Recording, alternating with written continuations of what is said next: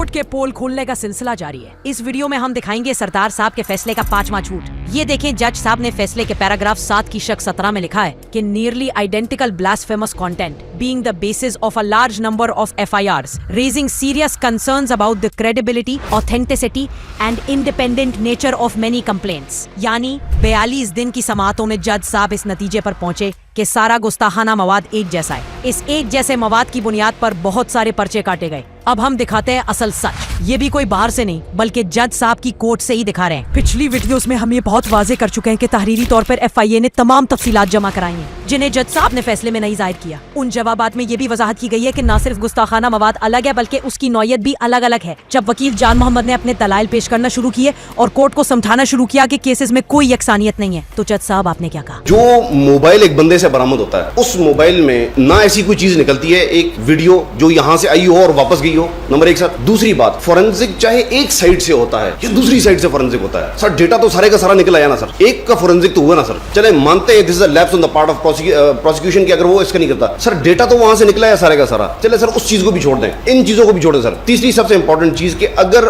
For example उस बंदे को एक ही वीडियो आती है, अब जिस बंदे की मैंने वीडियो चलाई, इसका केस क्या है सर? इसका केस ये है कि इसके घर से कुरान पाक रिकवर होता है और उस कुरान पाक के ऊपर स्पर्म्स थे जिसकी DNA रिपोर्ट पॉजिटिव आई। ऑनरेबल लाहौर हाई कोर्ट ने कहा कि दुनिया की जिस लेबोरेटरी से आप टेस्ट करवाना चाहते हैं इन्होंने चैलेंज नहीं किया। सर उसका क्या होगा सर? तो वो तो इस केस का हिस्सा ही नहीं है, वो तो इनकी कंटेंशन का हिस्सा ही नहीं है, तो ये कुरान पाक दरमियान में कहां से आ गया? आप फिर एक इररिलेवेंट बात सर, मैं इनसे जान साहब, you are deliberately coming here और आप फिर वही इसको वो रुख देना शुरू कर रहे हैं। जी सुना आपने, इररिलेवेंट बात, अनकनेक्टेड बात। जज साहब आप पहले कहते हैं कि सब एक जैसे केसेस हैं, जब वकील बता रहा है कि ऐसा नहीं, तो आप कहते हैं कि ये बात गैर मुतल्लिका है, केस से ताल्लुक नहीं। ऐसा कैसे चलेगा? आप फिर एक इररिलेवेंट बात, सर मैं इनसे जान साहब, you are deliberately coming here और आप फिर वही इसको वो रुख देना शुरू कर रहे हैं। FIA के आला अफसर भी आपको बता रहे थे वो कंटेंट क्रिएटर्स थे, ग्रुप एडमिन्स थे या क्या थे। मैंने हर बंदे का इंडिविजुअली